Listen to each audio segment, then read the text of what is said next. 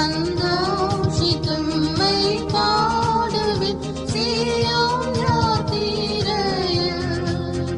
பந்தய பொருள் பெற்றிட நான் முந்திருக்கிறேன்.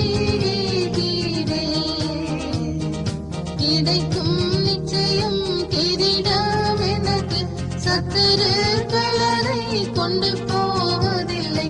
கிடைக்கும் நிச்சயம் கிரீடம் எனக்கு, சத்துருக்கள் அதை கொண்டு போவதில்லை.